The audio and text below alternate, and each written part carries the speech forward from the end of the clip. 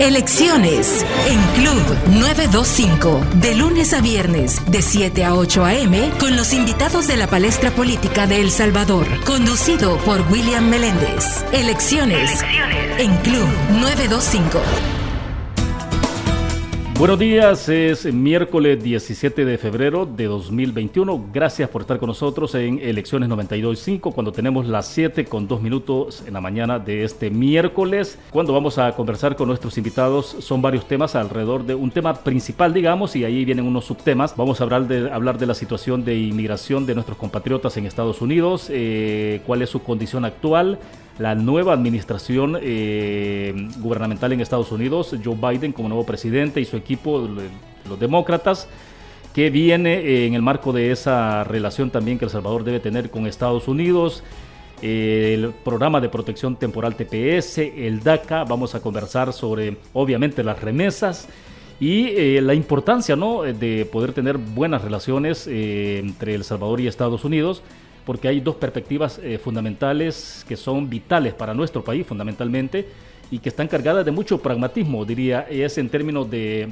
lo que significa para nuestro país casi 3 millones de salvadoreños viviendo en aquella nación, muchos de ellos documentados, otra cantidad importante de indocumentados, ¿no? Ya tenemos los del TPS, que son cerca de 160, 170 mil compatriotas en una condición esperando pues que pueda haber una acción más decidida de parte del Congreso norteamericano y que eso les permita pues tener una regularización de su estatus migratorio, ¿no?, que es lo que está planteado en la actualidad.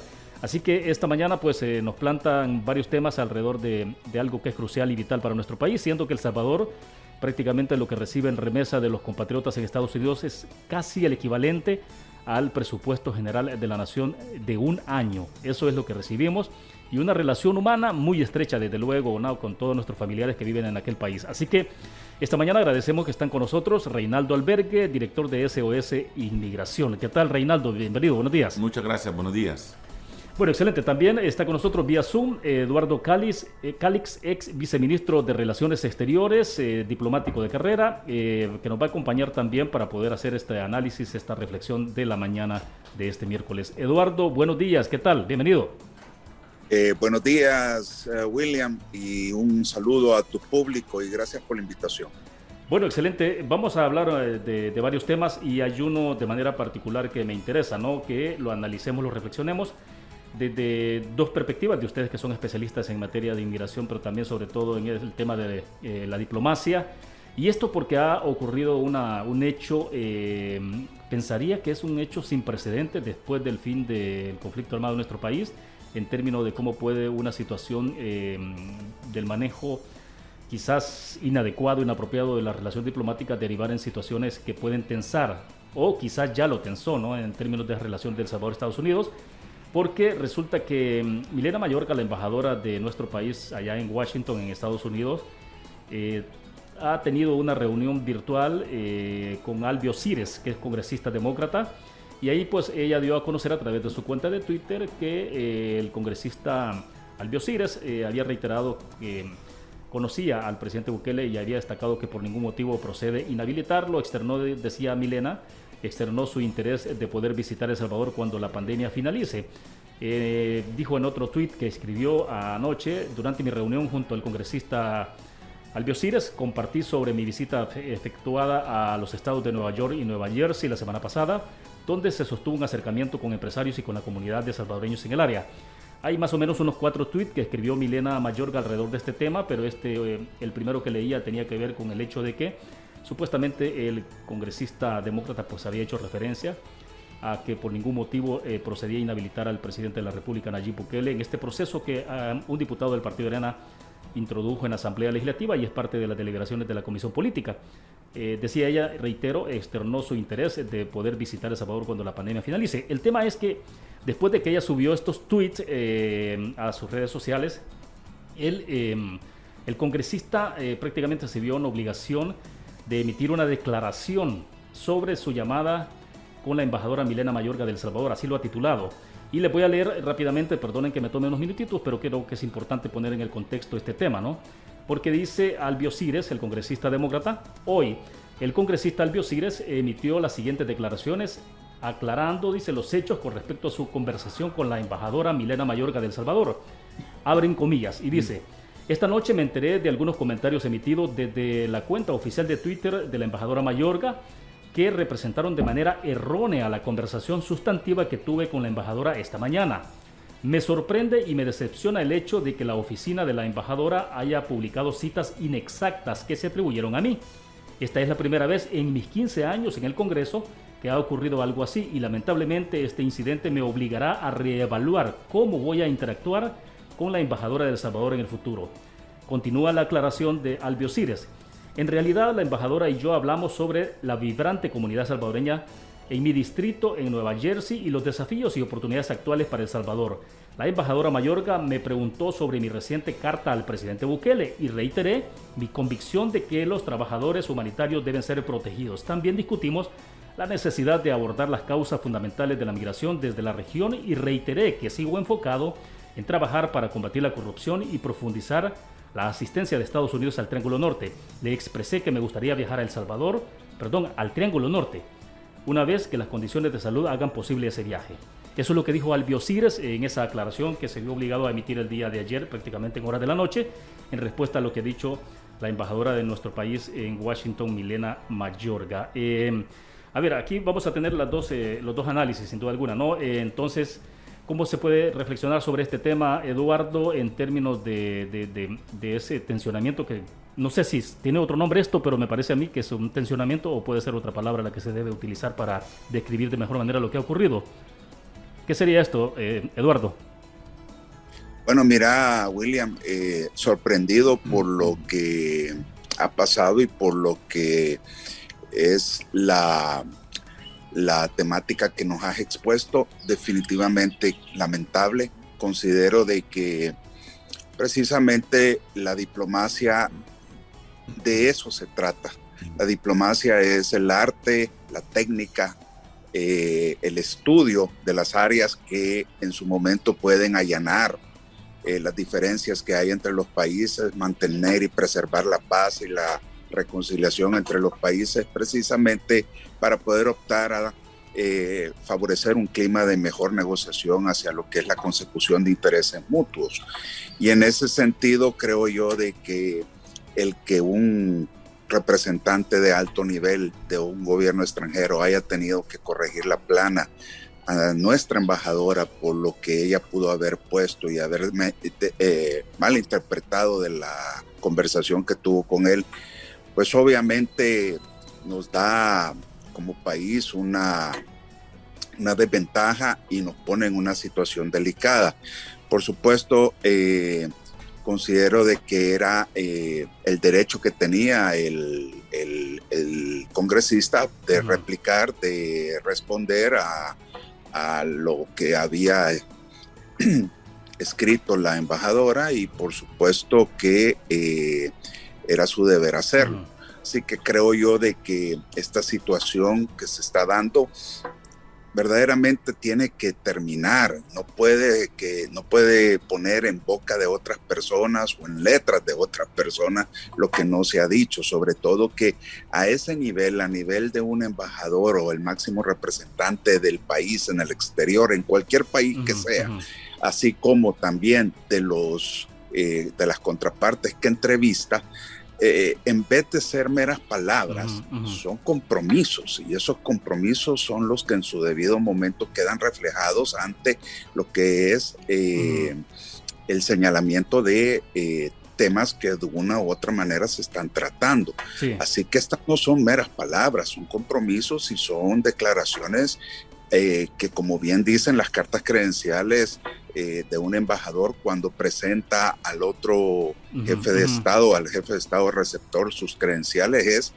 que ella da, que el presidente da entera fe y crédito a cuantos su embajador en su debido momento manifiesta. Claro. Así que imagínate el nivel y lo delicado de las expresiones o declaraciones que un embajador debe de tener en el exterior.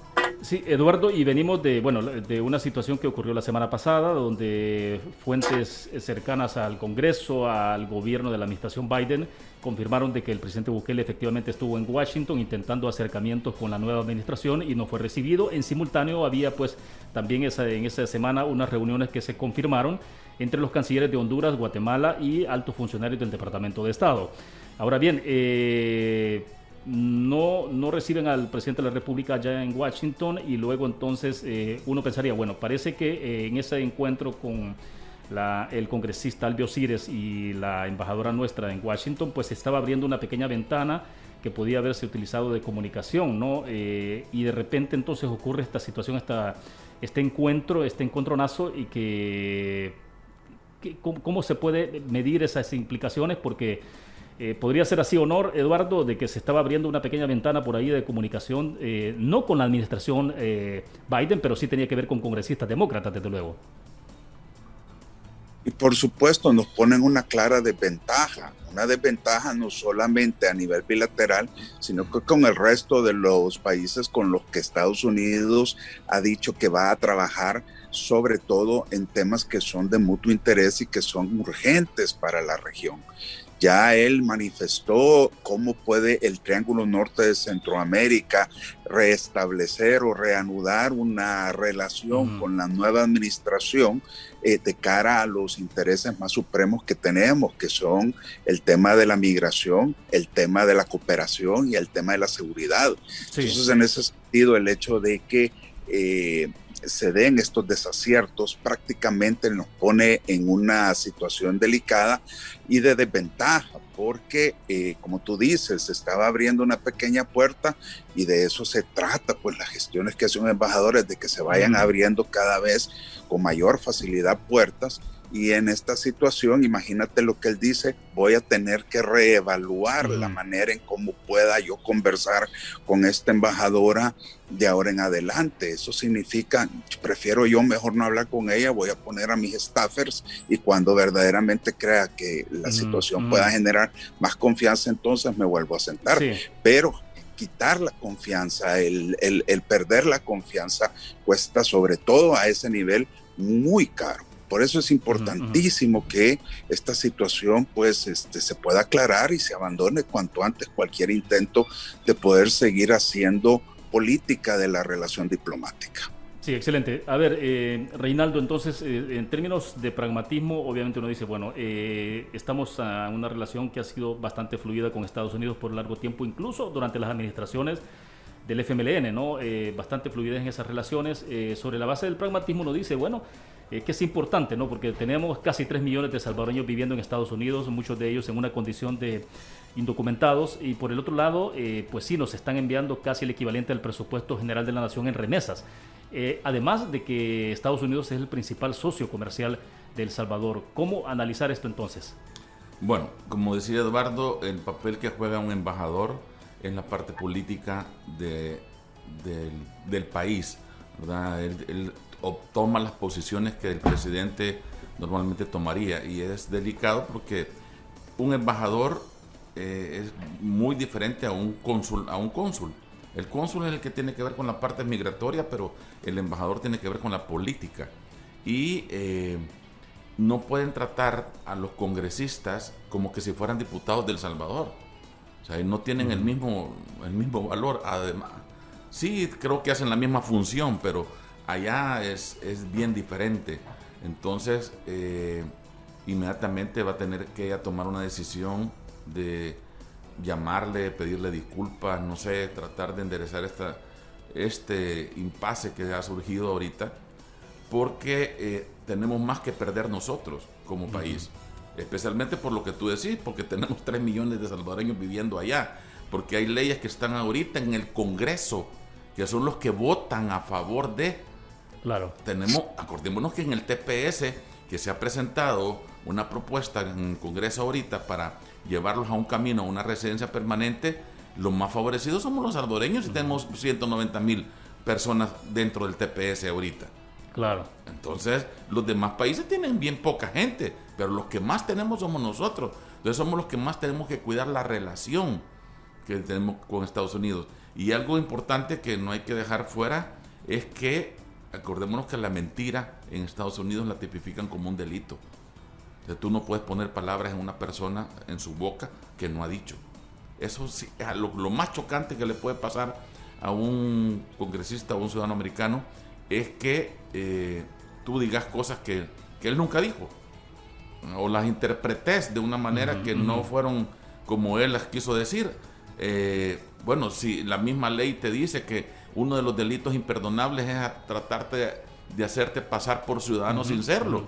Bueno, ya vemos cuando uno va a sacar la visa a Estados Unidos, ¿no? Y con toda la cantidad de preguntas que hacen, cuando uno miente, automáticamente lo eliminan de la posibilidad, ¿no? Claro, entonces hay que tener mucho cuidado con lo que se está haciendo.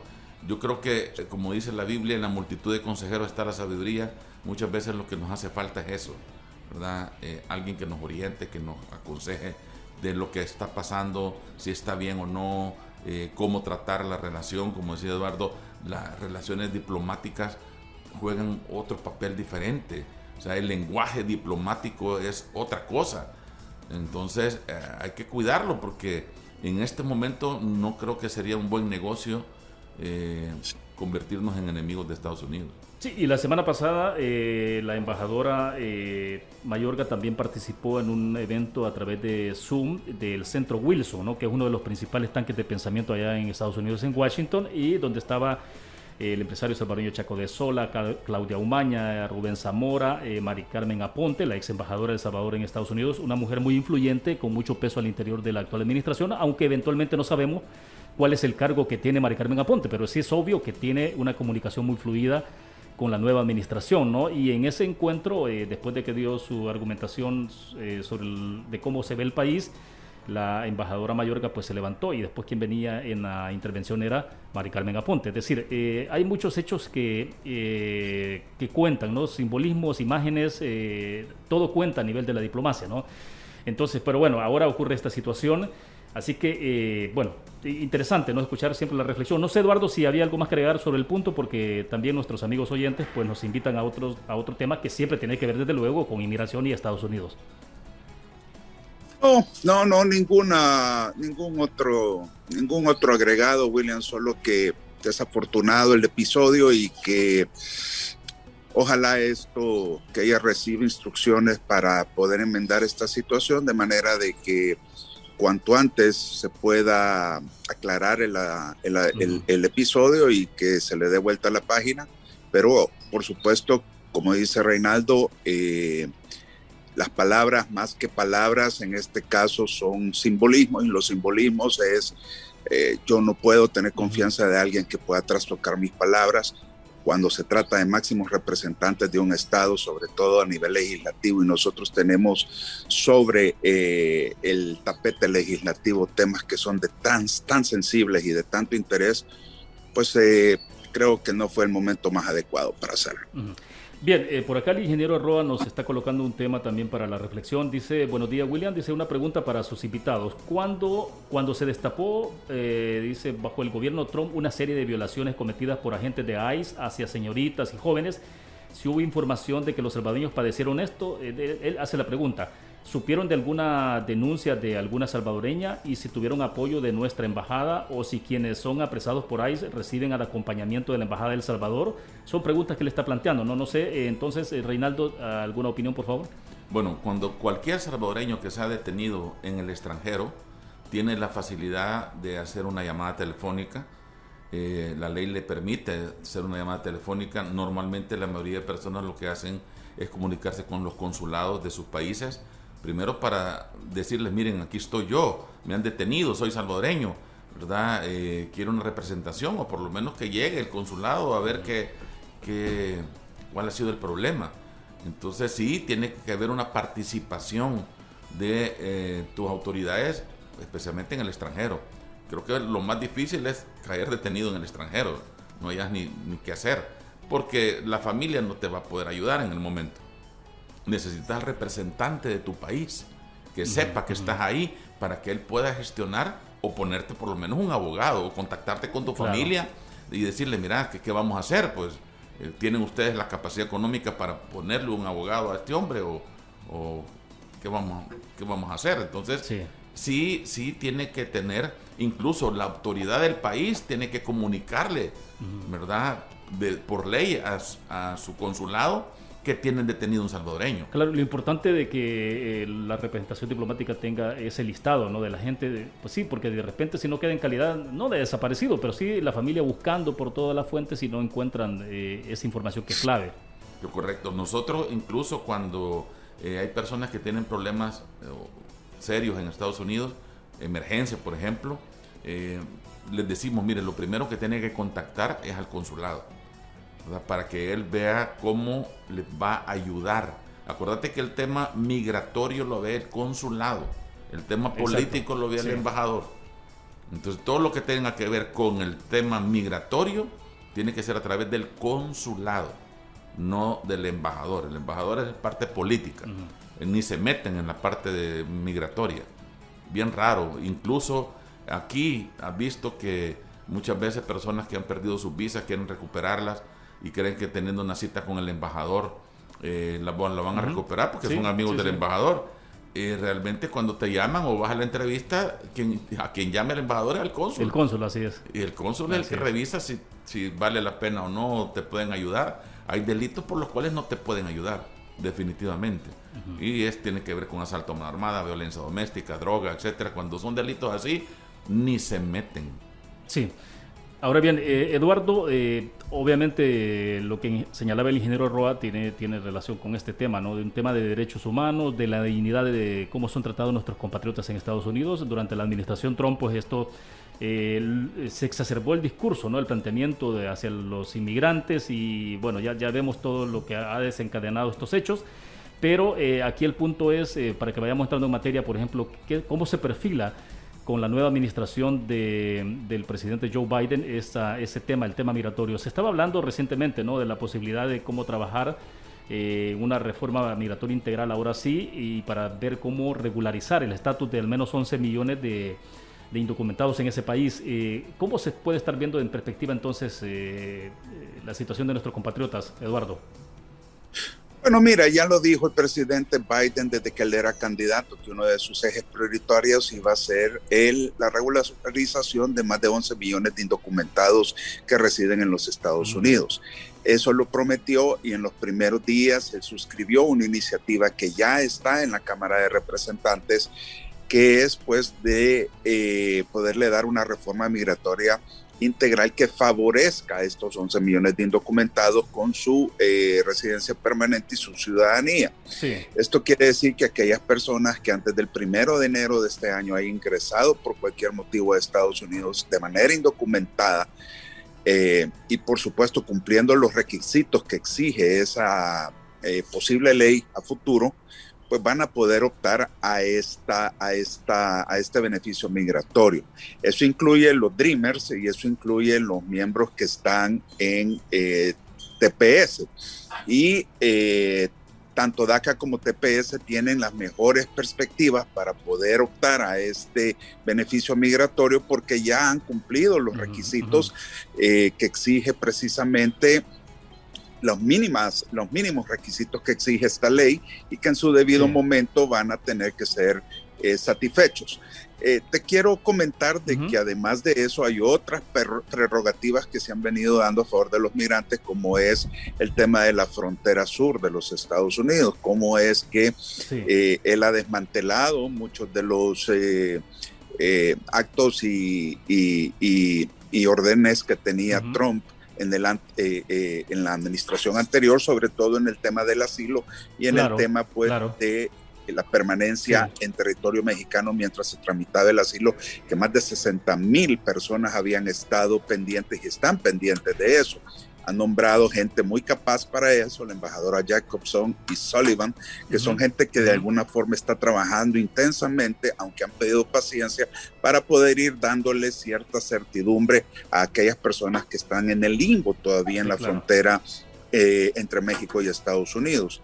Ha dicho que ha desmantelado ya el presupuesto del muro, no va a seguir trabajando y construyendo el muro físicamente. Y por supuesto también algo muy importante es que están haciendo todo lo posible para poder reunificar a todos aquellos niños que de todas maneras quedaron del lado de México abandonados y están tratando de encontrar a sus familiares para poder reunificarlos.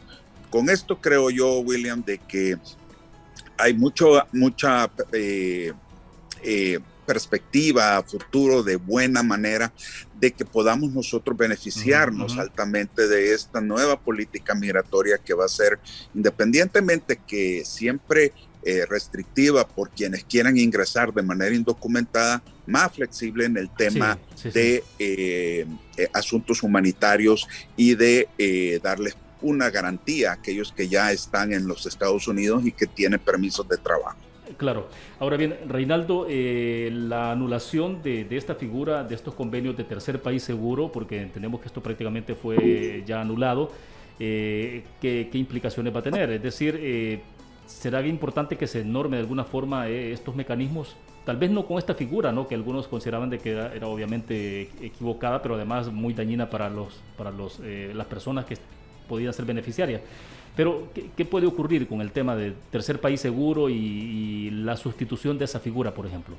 Bueno, yo creo que van a instalar oficinas en algunos países de Triángulo Norte para que la gente ya no haga el viaje hasta la frontera para poder asilarse, que sería la mejor solución, tener una oficina de asilo donde tú puedes llegar a presentar la evidencia y hacer la solicitud en tu país, por ejemplo. O sea, la persona continúa en su país. Sí, correcto. O sea, no tiene que exponerse para tomar un viaje. Es la única manera, creo que, más fácil de poder eliminar estas caravanas que se están armando. De todos modos, ya con esta presentación que han hecho al Congreso de este programa, donde le puso como punto de partida 1 de enero del 2021, todo el que esté antes de esa fecha van a poder aplicar al programa. Significa que todos los que lleguen ahorita ya no tienen ninguna posibilidad.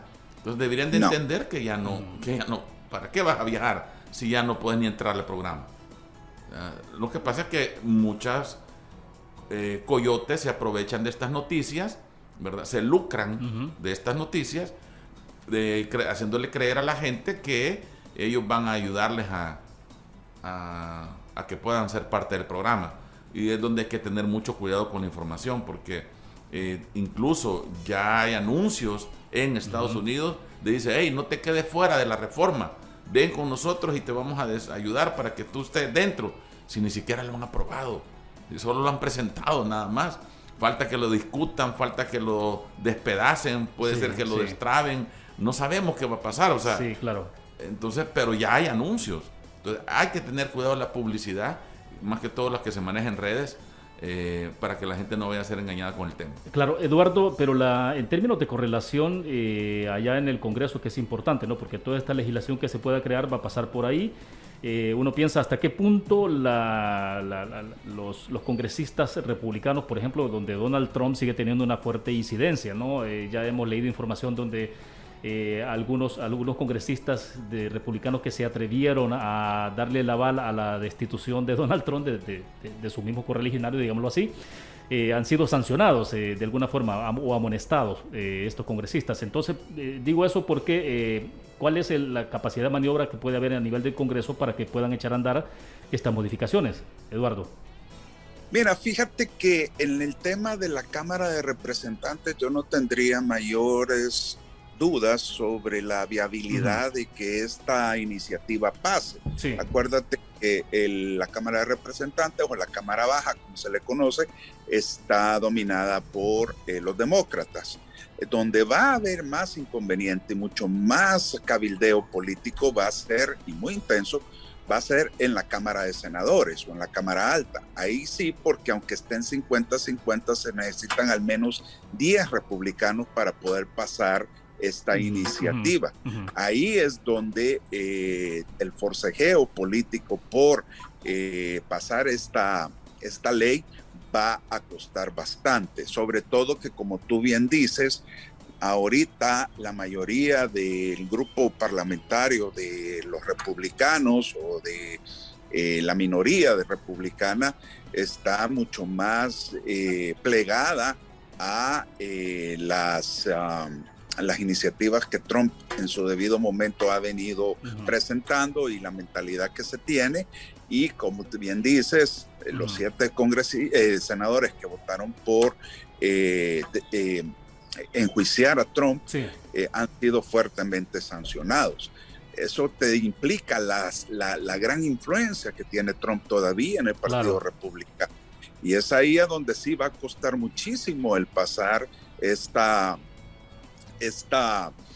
política migratoria, aunque pues obviamente, como dice Reinaldo, falta que la despedacen, que la revisen, que la observen y le hagan todo tipo de adecuaciones. Ojalá pase por el bien de los migrantes nacionales y de otras partes del mundo, y que esto pueda ser de alguna manera la garantía que se le dé a la mayoría de personas de buena fe que están en los Estados Unidos y que han probado no solamente residir en ese país, sino que honrar al país, pagar sus impuestos, obedecer leyes y cumplir con los requisitos que las leyes de Estados Unidos imponen. Por supuesto, como bien dice Reinaldo, esto no es para todos. Son a todos aquellos que ingresaron antes del 1 de enero. Los demás no tienen ninguna posibilidad de estar migrando, y ya lo dijo el mismo director de Asuntos del Hemisferio Occidental del Consejo de Seguridad, el colombiano que es asesor del presidente Biden. Nosotros no alentamos la migración con esto, no queremos más migración, no les incitamos a seguir migrando ni a transitar por los peligros que implica la migración. Vamos a concentrarnos exclusivamente en los que ya están aquí. Sí.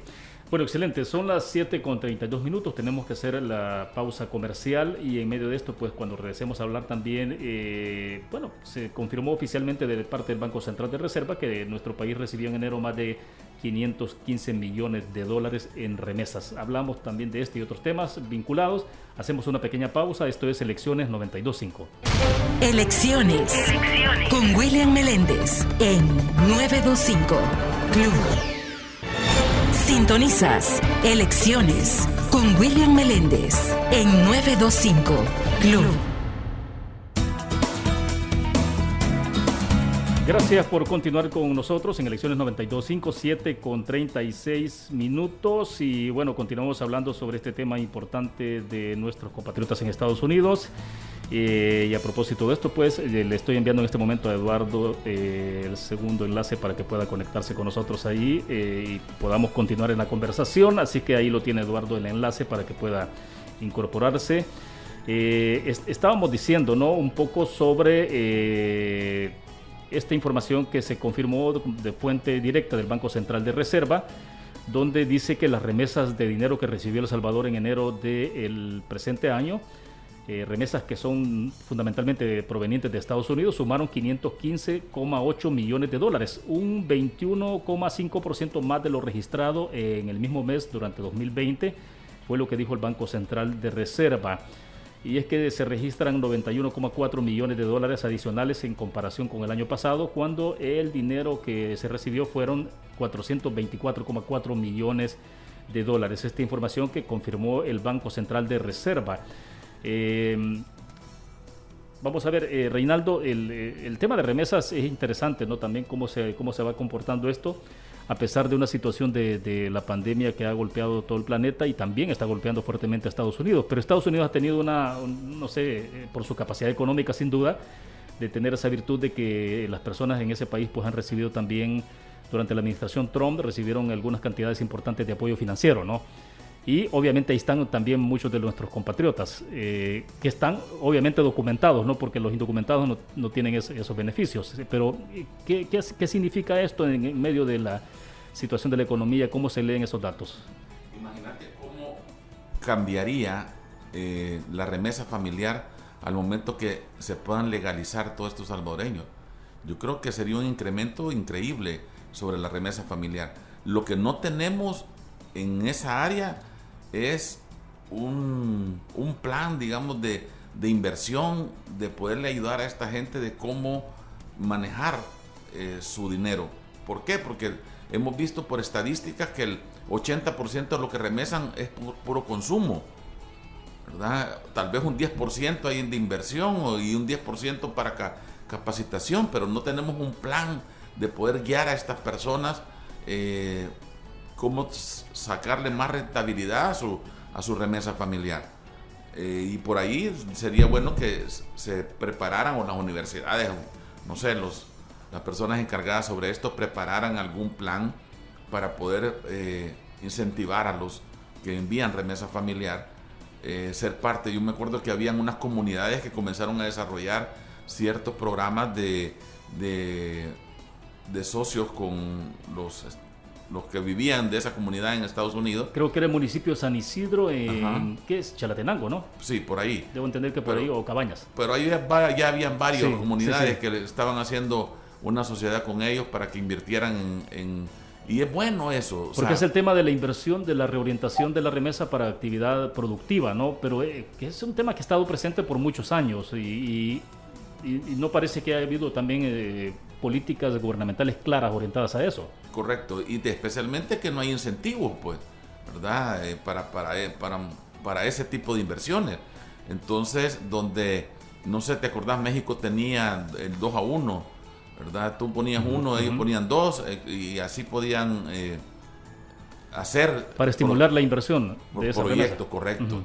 Y eso lo puedes manejar incluso hasta con las empresas que están en el área de tu comunidad, por ejemplo, tratar de involucrarlas para poder hacer sociedades con estos salvadoreños que están allá y poder desarrollar su comunidad, porque todo el mundo sueña con que algún día se van a regresar a jubilarse en El Salvador, ¿verdad? Y algunos mandan hasta para hacer sus casas y todo, y por eso tú vas a los pueblos y miras casas bien bonitas. Sí, así es. Estas casas son de ¿cómo se llama? De gente que vive en Estados Unidos. Y que ya lo hemos platicado en otros momentos, ¿no? Que la diferencia es sustancial, ¿no? Entre la familia que tiene a un compatriota viviendo en Estados Unidos que le envía remesas y la que no lo tiene. Sí, así San Alejo se llama también una de las comunidades. San Alejo. Sí, incluso la que está manejando el Not Rubio. Claro, en el Piche. En el Piche, entonces hay varias comunidades que han logrado, ¿verdad?, hacer esa alianza estratégica con los salvadoreños que viven allá. Los tienen ubicados incluso en qué estados están viviendo, dónde están la mayoría de salvadoreños de ese municipio, ¿verdad? Y así los van organizando. Pero imagínate lo bonito que sería cuando esta gente ya tuviera documentos legales que podrían venir a ver lo que ellos están invirtiendo. Sería algo interesante, pero bueno, son proyectos que están ahí, que ojalá alguien los pueda retomar. Sí, Eduardo, la opinión entonces sobre el tema de remesas, de cómo estimular esto, la reorientación y un poco de perspectiva, ¿cómo se está viendo esto? Porque en medio de la pandemia uno pensaba que podía haber un impacto tan fuerte que provocara esa disminución. No ha ocurrido eventualmente, según la estadística del Banco Central de Reserva. Pero de hecho se dio, William, el año pasado hubo una disminución significativa de remesas por obvias razones. Sí. Lo que pasa es que se han venido abriendo los sectores de manera paulatina y eso ha hecho de que los salvadoreños que están empleados en diferentes oficios o profesiones puedan restablecer un poco su actividad económica. Hemos visto, y gracias a Dios, un repunte de las remesas que ojalá vaya increciendo o se mantenga, pero creo que es importante que los planes que se tengan para poder reorientar remesas hacia la inversión y hacia la actividad productiva sea también algo que el gobierno tenga bien establecer, porque no se puede ver a los compatriotas solo como aquellos que envían el equivalente al presupuesto general de la nación todos los años. No, o sea, de cada año, ¿no? Y en ese sentido, creo que es importante que esas remesas se puedan orientar hacia la que es la consecución de mayor inversión y de mayor productividad. Ojalá así sea, y con el hecho de que tengamos a la perspectiva seguridad en lo que es una reforma migratoria que le va a dar estabilidad permanente a los salvadoreños, con eso va a haber un repunte aún más significativo de ellas. Pero por ello es importante ir estableciendo estos planes, no solamente con las comunidades residentes aquí, sino que con las asociaciones de salvadoreños que se encuentran dentro de los Estados Unidos, para que la sociedad civil tenga también posibilidades de interactuar con el gobierno y proponer iniciativas que permitan que las remesas se puedan ir multiplicando. Sí, y en el marco de esos beneficios que se puedan lograr alrededor del tema migratorio, Eduardo, por ejemplo, uno piensa, ¿será que se va a privilegiar siempre esa relación bilateral de Estados Unidos con cada uno de los países? ¿O en esta administración de Joe Biden lo que va a ocurrir es más acercamiento en una perspectiva de Triángulo Norte, que es como la administración de Obama lo vio a los tres países de la región? Mira, yo creo que lo que tenemos que hacer nosotros es aprovechar la inercia y la oportunidad que nos ha dado el presidente Biden, o ha mencionado al menos, de querer trabajar con los países del Triángulo Norte de manera directa. Ellos están más hacia combatir la parte de las causas que generan la alta migración, como es pues la inseguridad, como es el desempleo, como es también la marginación, el tema de la inequidad, a través precisamente de inyectarle más recursos a la región del Triángulo Norte.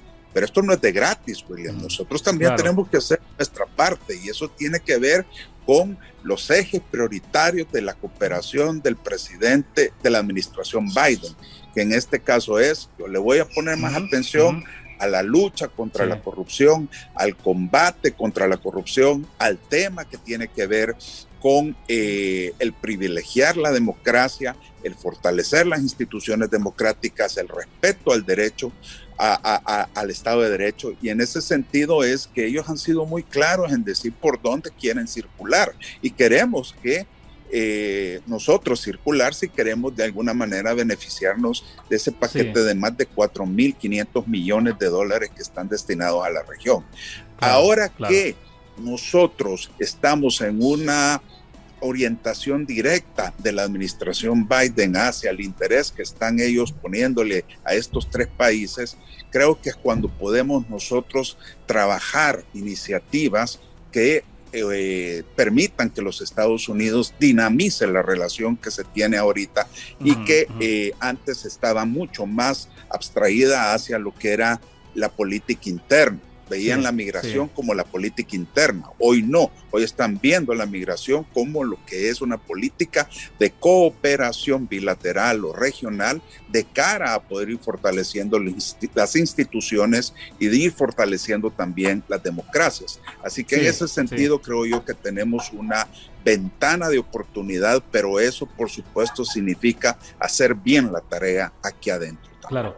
Reinaldo, evidentemente entonces con esta administración hay un viraje en términos de cuáles son las condiciones o requisitos para poder potenciar a Triángulo Norte, ¿no? Porque cuando uno escucha la argumentación de los funcionarios norteamericanos y de la gente allegada a la administración Biden, obviamente insisten en señalar en el tema de la transparencia, rendición de cuentas, todos esos temas que durante la administración Trump de alguna forma estuvieron por ahí casi como una especie de congelador, ¿no? Que fue muy distinto a lo que vimos durante la administración de Obama, donde veíamos incluso a una embajada del Salvador, de Estados Unidos en El Salvador, muy activa en esos temas.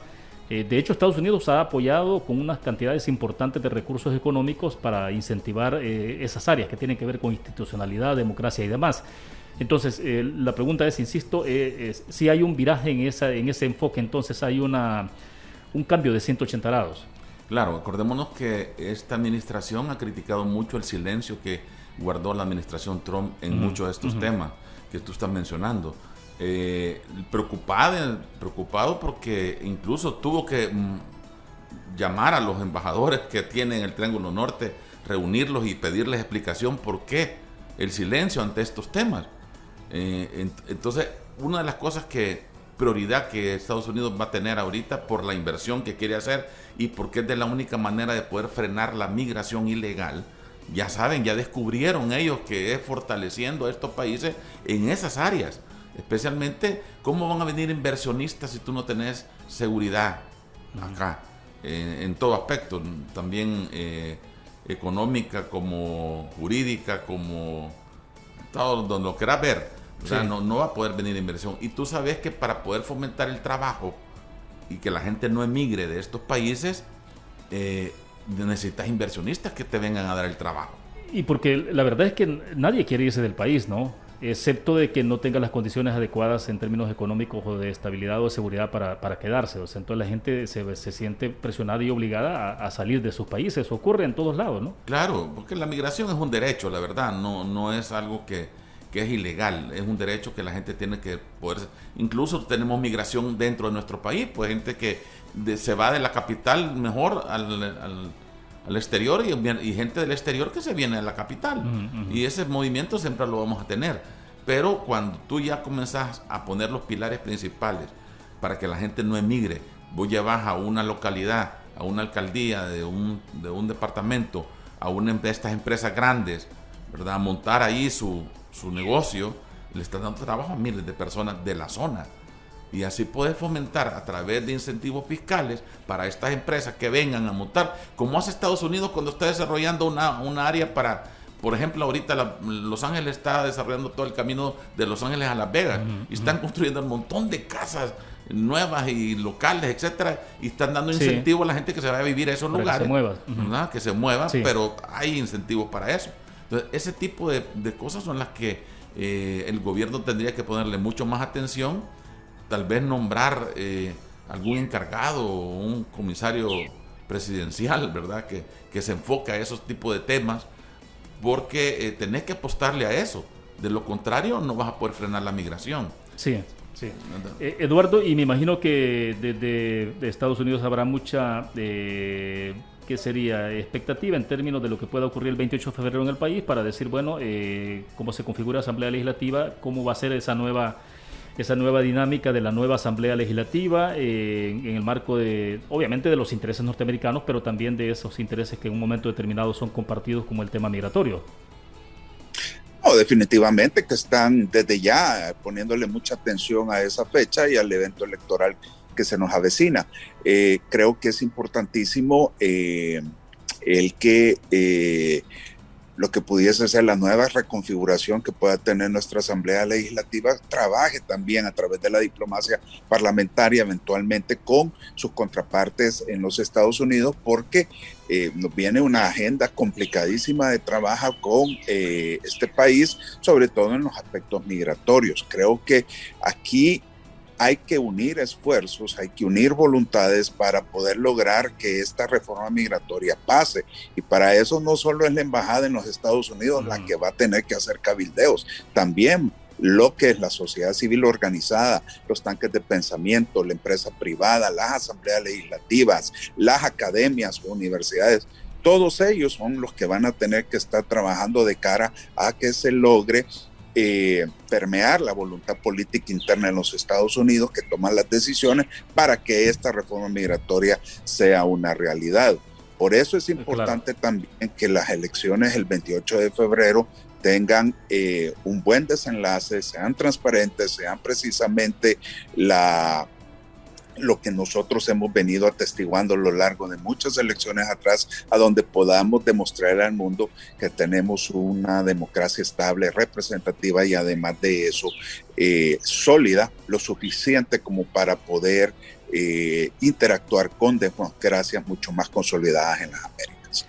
Sí, y bueno, el tiempo nos está avanzando, pero vamos a ver, Reinaldo, en lo que tenemos inmediato de beneficios que pueden ser más una reforma migratoria integral obviamente lleva mucho más tiempo, ¿no? Eso está claro, pero ¿qué es lo que podría beneficiar más de inmediato a nuestros compatriotas en Estados Unidos? Porque bueno, ahí tenemos el tema del TPS, pero igual el TPS tampoco ha avanzado, pero son compatriotas que han estado haciendo la plana y comportándose como Dios manda allá en Estados Unidos, ¿no? O sea, es decir, pagando impuestos, portándose bien, allá sí que los pobres si cometen un error ahí de cálculo con el semáforo, igual le puede complicar su estatus, ¿no? Allá en el tema de TPS, pero hay gente que ha estado cumpliendo con la plana.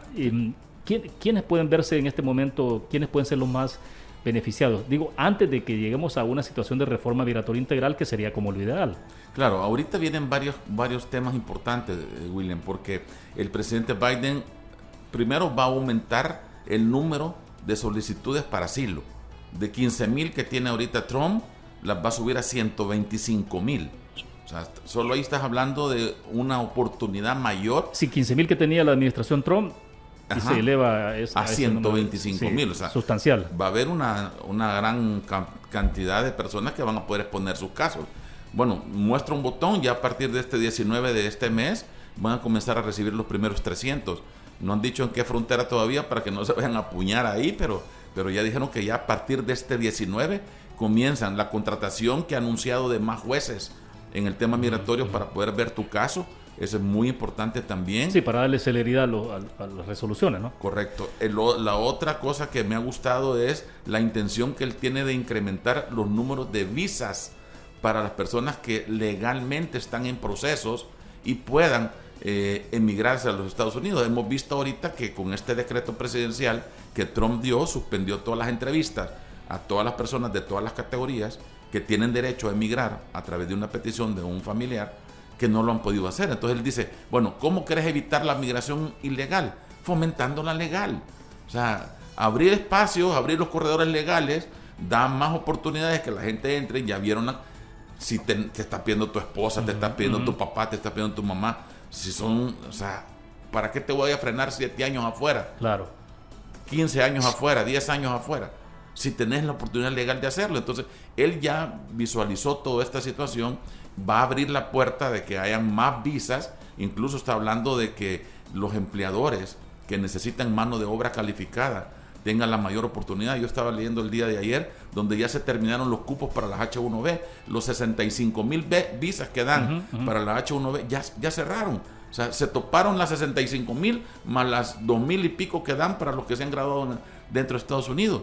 O sea, eso significa que la necesidad de los empresarios de tener mano de obra calificada, personas graduadas, sí. Estamos hablando de personas con títulos, ¿verdad? Imagínate que es tan fuerte que ya se terminaron las visas. ¿Y en qué mes estamos? Febrero. Claro.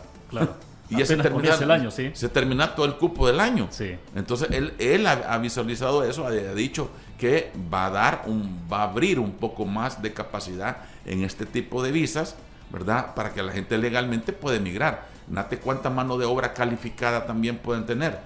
La gente que no quiere hacer el trabajo en el campo, las visas agrícolas. Si fomentaran todo este tipo de situación, te lo digo, frenaran muchísimo la migración ilegal. Porque ¿para qué te vas a ir ilegalmente si yo te puedo conseguir un programa de visas para que vayas a trabajar de manera legal por un tiempo? Porque las visas son visas de no inmigrantes, son visas temporales que las dan por un año, pero ponete que te pongan y te contraten por 6 meses para la temporada y te ganas tu pistillo, y con ese pistillo que te ganas allá, que ahora están pagando muy bien la hora, ¿verdad? Ya sobrevivís el resto, pero tenés una oportunidad. Sí, ¿y cómo ha evolucionado entonces, por ejemplo, qué información tienen del programa que ha impulsado el Ministerio de Trabajo? Creo que por lo que hemos oído de parte del ministro, él tiene buenas perspectivas, que hay mucha gente que le va a abrir las puertas y que le van a pedir personal. Solo el Ministerio de Trabajo es el único autorizado para poder seleccionar a las personas.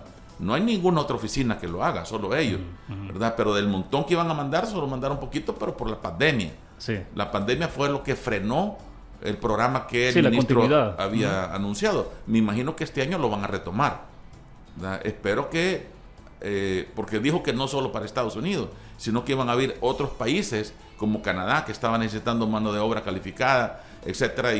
Pero eso es bueno, que fomenten ese tipo de cosas, ¿verdad? Para que la gente tenga la oportunidad, puede evaluar y aprender otra cultura.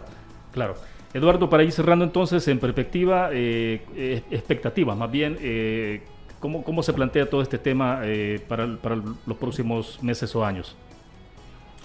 Pues mira, yo creo que tenemos, como dije, la oportunidad de poder reiniciar una relación con los Estados Unidos que había estado mucho más volcada hacia lo que es una administración Trump que solo miraba en Latinoamérica los problemas que habían en Venezuela o en Nicaragua o en Cuba. Y en este sentido ahora la nueva administración tiene nuevas perspectivas de desarrollo y de cooperación regional y bilateral que hay que aprovechar, pero hay que ser consecuentes con eso. Y en ese sentido nosotros tenemos que demostrar también que somos países que tenemos a bien honrar el acápite, que somos socios, somos aliados, somos amigos, y así lo hemos sido a lo largo de toda la relación entre los Estados Unidos y estos países, y lograr con ello el privilegiar una nueva avenida de entendimiento que nos permita renovados temas y renovada cooperación en temas delicados y sensibles como la migración, la cooperación, la seguridad, la promoción económica, el que se pueda tener un acuerdo de asociación entre los países que ya tenemos Tratado de Libre Comercio con los Estados Unidos, y que en ese sentido pues creo que se pueden ir perfeccionando estos acuerdos. Considero que estos temas son vitales para la estabilidad de la región y para nuestro país, y creo que en ese sentido nosotros debemos demostrar que queremos tener una relación significativa y como nunca antes, muy buena con los Estados Unidos, ahora que se han volcado los intereses y las miradas hacia estos países para frenar precisamente las causas que le dan origen a los temas que son ahorita sensibles entre nosotros. Exacto, y bueno, que habrá que ir banar fino en materia diplomática, ¿no? Que eso va a ser vital en lo que viene. Excelente. Gracias, Eduardo, por haber compartido con nosotros y dedicar una hora para poder ofrecer esa perspectiva importante sobre la situación de los inmigrantes allá en Estados Unidos. Muy gentil, Eduardo. Gracias a ti, William, y agradecido una vez más por la invitación. Bueno, excelente. Reinaldo. No, gracias, William, por la invitación. Gracias, Eduardo, también por compartir micrófonos con nosotros. Bueno, estamos a la orden para poder ayudar a la gente en el tema migratorio. Bueno, excelente. Son las 8 de la mañana en punto. Gracias a ustedes que nos acompañaron. Esto ha sido Elecciones 92.5. Nos sintoniza mañana. A las 7 estará con nosotros Inés Martínez, candidata a diputada por el partido Nuevas Ideas por San Salvador, conversando sobre su perspectiva para esta elección que se aproxima el 28 de febrero y desde luego su oferta electoral. Así que nos escuchamos mañana. Todavía hay algo más de Morning Club, así que quédese con nosotros. Buenos días. Elecciones en Club 925, de lunes a viernes, de 7 a 8 a.m., con los invitados de la palestra política de El Salvador, conducido por William Meléndez. Elecciones en Club 925.